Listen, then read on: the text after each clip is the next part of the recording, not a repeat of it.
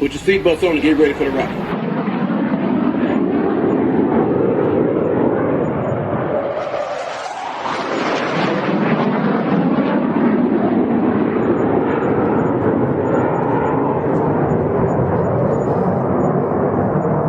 We're the freaking New York Jets, so we're built for this shit.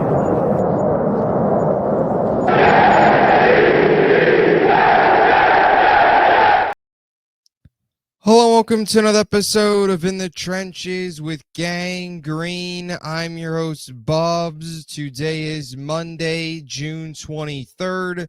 Hopefully everybody's having a good day so far today. This is episode 560 of the In the Trenches with Gang Green podcast. I thank you, as always, for joining me. For those tuning in on YouTube, make sure to please like and subscribe. Of course, appreciate all of those tuning in on all the different audio podcast platforms. And today we've got some more New York Jets news and notes to discuss. We're going to start the day with Woody Johnson buying a new team. New investment for Woody Johnson as he has bought a European soccer club. We will break that down and what that means for the New York Jets to open up today's podcast. I also want to get into some comments made by Aaron Rodgers on ripping, essentially sounding off on the New York Jets run game last year. Have some thoughts on that, and more so want to just dive into on how the New York Jets can improve and the positive outlook, hopefully, here on this 2025 run game for the New York Jets. So we'll dive into that as well a little bit later on. As always, though, before we begin, we've got to tell you about our podcast partners, starting with our friends over at BetUS, America's favorite online sportsbook. If you want to get in on any of the sports betting action, check out BetUS and use my link in the description of this video to get a 125% sign-up bonus on your first 3 deposits up to $2,000. Also, our friends over at SeatGeek. If you want any of the hottest tickets in sports or entertainment, check out SeatGeek and use code BUBSONSPORTS for $20 off your first purchase. And also make sure to head on over and check out our friends over at Huga House. Get any of their awesome selection of hats, sweatshirts, t-shirts. Check them out and use code BUBS for 15% off any purchase and get yourself some awesome Huga House swag. So here we go, episode 560. Thank you, as always, for tuning in. This is a Monday program here, June 23rd. Another day closer to getting out of this dead period and entering into training camp. Of course, Jets will be fully reported by July 22nd. So a little under a month officially now until all of that begins. Cannot wait. As always. Today, though, I wanted to get into two different stories. Wanted to start here with some breaking news in the soccer world that has a direct translation here to the New York Jets. Owner Woody Johnson has bought a stake in a European soccer team, Crystal Palace. Woody has bought a 43% stake in Crystal Palace. That is $254 million. They are an English soccer team in the Premier League, based out of London. So this, I will say, just to start here, Woody will now actually take over the stake that was originally held by John Textor, who was the original owner of this stake of Crystal Palace. And this isn't the only time that Woody Johnson, of course, has gone over to London and has played a role there. Now it's with a soccer team, of course, previously from 2017 to 2021, he was the U.S. ambassador, which took him away from the day-to-day operations of the New York Jets. And we'll see if this ends up doing the same, how much of a role Woody Johnson actually plays. All of those things, only time will tell how that all unfolds. But I'm not really going to dive into the whole soccer perspective. Obviously, this is a Jets channel, so I want to dive into the Jets perspective on this. And frankly, I really don't know much about soccer, don't know really anything about Crystal Palace or the Premier League because I don't watch it. So from the Jets perspective here for Woody Johnson, right, He's already spent time away from the team.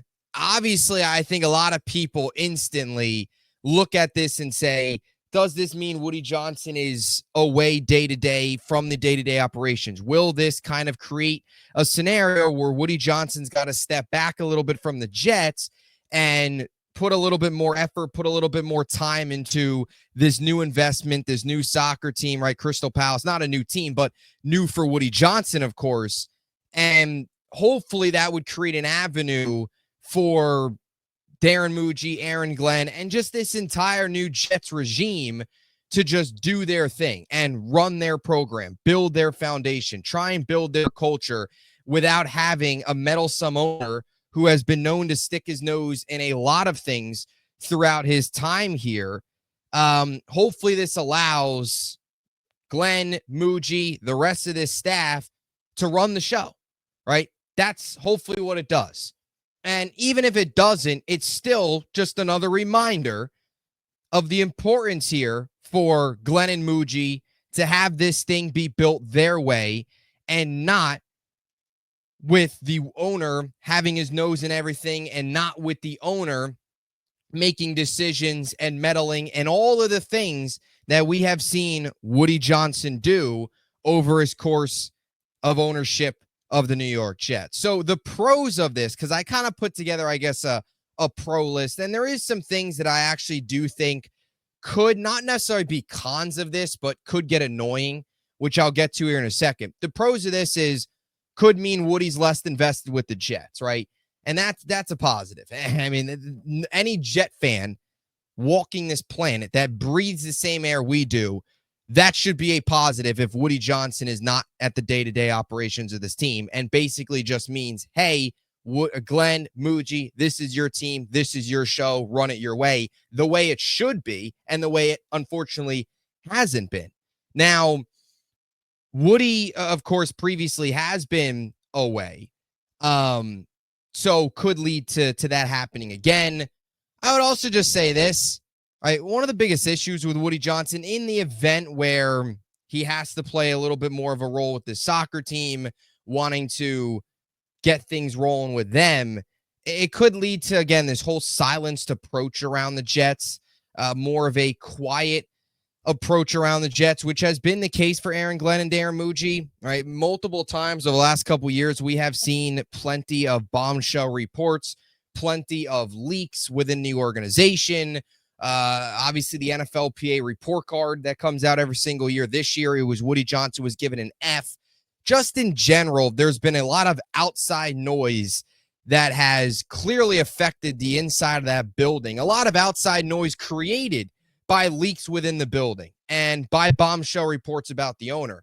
So in the event where Woody is less of a factor here, you hope those are things that get eliminated, where it can just be business. It can just be football. It can just be a professionally run organization that is not always the topic on every morning show or every talk show about all the wrong reasons, being the laughingstock of the league, just a team that does things professionally, does things like a normal, well-oiled football organization does.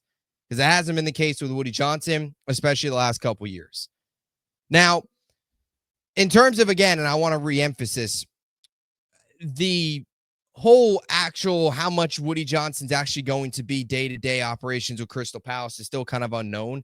I think he still plays a bigger role with the Jets. Crystal Palace could just end up being a side thing. And it brings up this last point, and I've already seen people on Twitter and just on social media and Jets fans in general talk about it. I do not see a world, and I want to say this again, I would be ecstatic, just like any other Jet fan would be ecstatic if this leads to Woody Johnson selling the team. I personally just don't see it.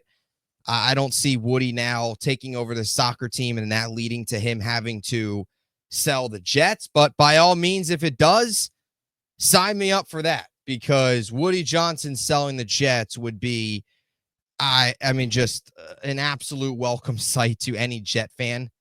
And I got to say this as well. I am sorry to any Crystal Palace and Jet fan out there that now has Woody Johnson owning both of your favorite sports teams.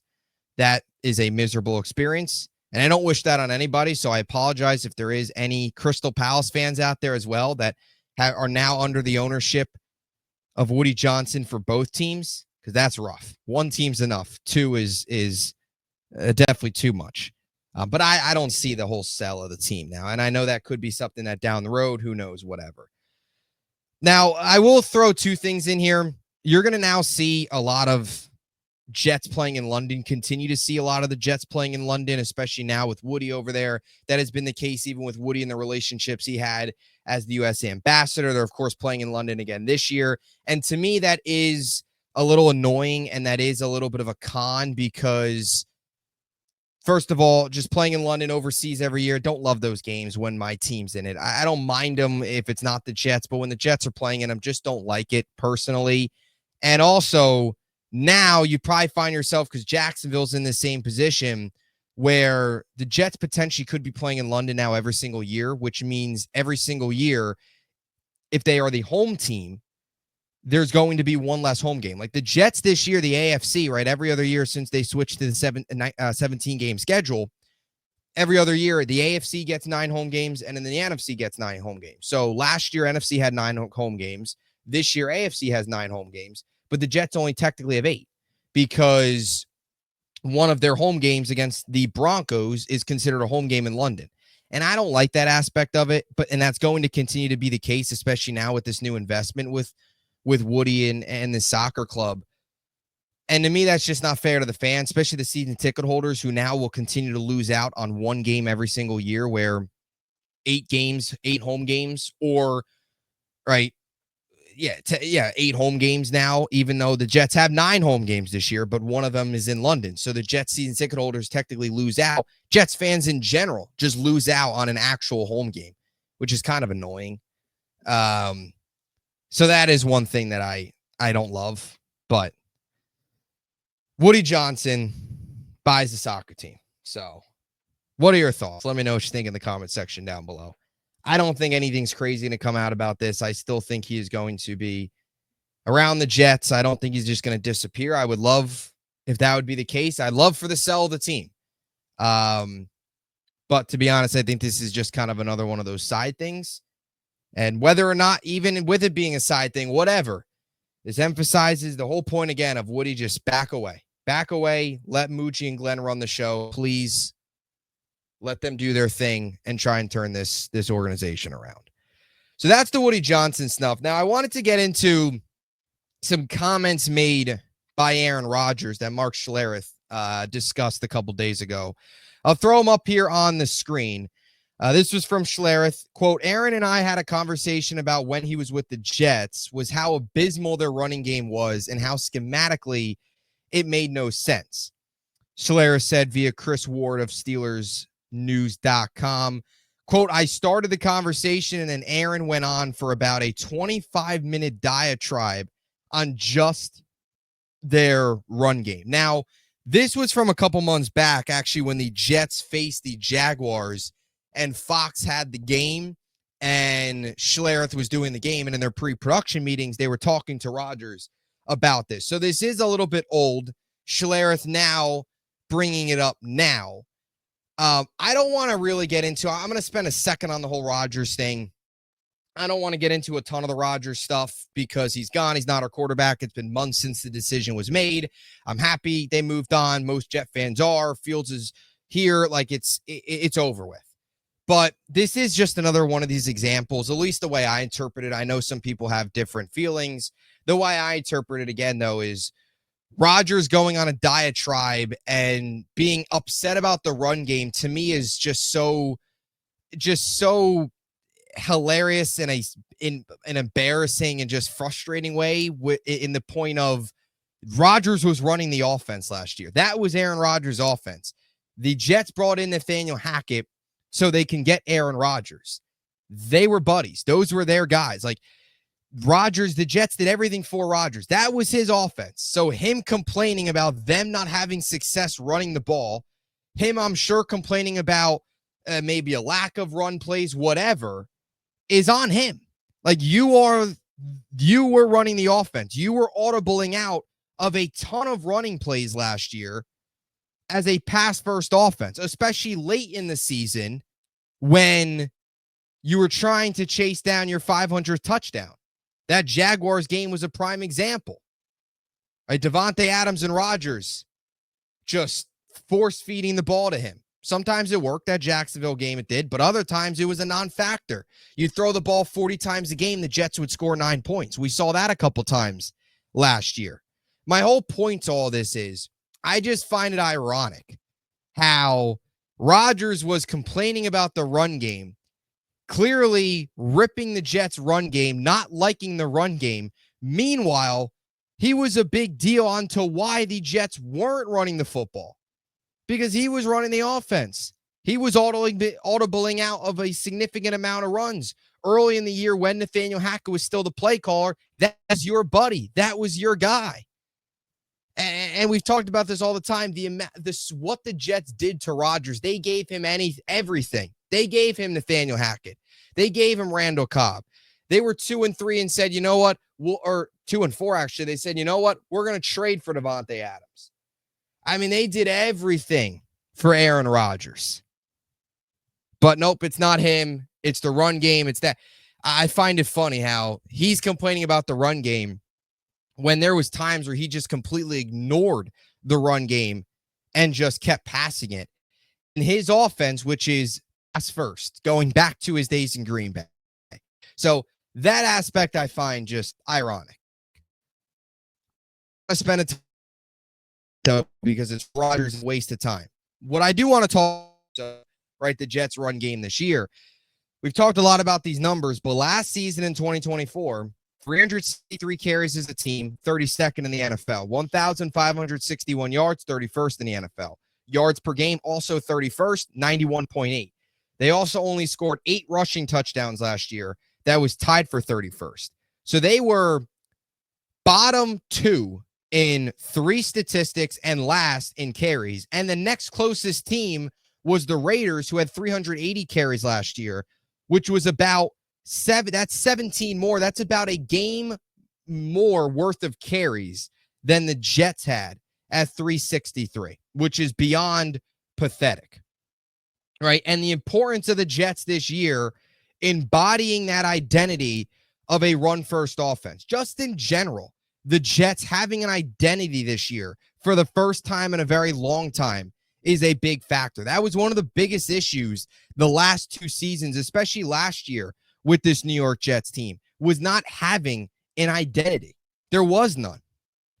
This team's identity should be and has to be that physical, nasty, run first, run it down your throat, beat you at the line of scrimmages, beat you in the trenches type of mindset, which really embodies and kind of goes off of what the head coach continues to preach, right? The competitiveness, competition, physicality, all that stuff. That all translates to hopefully and preaching to the Jets having a better run game here in 2025, right? And that starts with Breece Hall, who I said many times, I expect Breece Hall to have a big season. Breece Hall last year had 1 game, no games actually of 20 yards, but only 1 game. His most carries he had in a game was 18 carries. And in that game, I talk about it all the time, had that 113-yard game against Buffalo. But there were so many games where Breece was 10 carries, 9 carries, 12 carries, a complete non-factor. That's not going to be the case this year. You're going to have a lot more opportunities for Breece Hall. It's going to be a more balanced attack with hopefully Braylon Allen getting more opportunities as well and better opportunities in better situations because they didn't use Braylon Allen properly last year. And I've said this many times. The Jets' run concepts should be better this year and need to be better this year. Over the last couple years, the Jets have had very vanilla, boring, and predictable run concepts. When you could be sitting there 10 beers deep and knowing what the Jets were doing. Right? And obviously the defense is new too. Stacking the box, all that stuff. This year, you're going to see hopefully some less vanilla run concepts, some more changing it up, counters, things like that. Plus, read options. You'd like to see more of those as well, taking advantage of Fields' mobility. implementing a little bit of what Baltimore does. And I always say this anytime I say, try and do what Baltimore does, implement that, people think I'm crazy. But I have to always say this. Not saying you're going to be at the level of Baltimore. Lamar Jackson and Derrick Henry are the best at that. The Jets aren't going to be at that level. But those read options where Brees can take it, Braylon Allen can take it, Fields can take it. Keep the defense honest. Keep the defense on their heels. Keep the defense guessing. All things the Jets haven't been able to do that you hope they can do this year. So you hope you can get that 1-2 punch out of the backfield in Breece Hall and Braylon Allen, similar to Gibbs and Montgomery. We've talked a lot about the carry share between those two guys and how it could look for Breece and Braylon. And then some of those read options that the Jets should be able to do more of this year. And Engstrand knows that. Engstrand has talked a lot about understanding Breece's ability, not only out of the backfield, but as a pass catcher, right? This is a coaching staff that is much more aware, early stages at least, much more aware of what this backfield can do and should do, as opposed to what we've had the last couple years, which is straight up incompetence at the play calling spot. And when you look at what the Lions did last year with their run game, where Engstrand is coming from, 534 carries, 2,488 yards, 29 touchdowns, 146.4 yards per game. Third in carries, sixth in yards per game, and we're tied for second in touchdown. I thought this was interesting too. When you look at the difference in the Jets run game and the Lions run game and where the Jets can try and get to, the Lions last year had 171 more carries than the Jets, 927 more yards than the Jets, and this is crazy. 21 more touchdowns than the Jets. Even the 2023 Jets had 25 more carries and 86 more yards than last year's Jets team. That's something. That's notable. Even 2023, they were better than 2024. Now, they did have less touchdown, but they regressed significantly last year. They've got to be miles better, and they should be miles better. There's no reason a running back of Breece Hall's capability, a quarterback in Justin Fields with the legs that he has, there's no reason this should be a team with the offensive line and a hopefully improved offensive line play as well from a run blocking perspective, right? Winning in the trenches, all that stuff. No reason this should be a much improved run team when their identity and their whole focus is run. Run the ball. That's it. That's what they need to do. So wanted to touch on that as well. Didn't want to spend so much time on the Rodgers stuff. Wanted to spend more on the improvements necessary to the run game as we close out the show. So appreciate you all for tuning in. We'll have a lot more content coming your way. Let me know what you think in the comment section down below on Woody Johnson buying a European soccer club. Does this change anything? What are your thoughts? What's the impact it'll have on the New York Jets? And your thoughts on Aaron Rodgers' comments, but more so, your thoughts on the outlook of the Jets run game entering 2025. Appreciate you all as always. Talk to you soon. And until next time, JETS. Jets.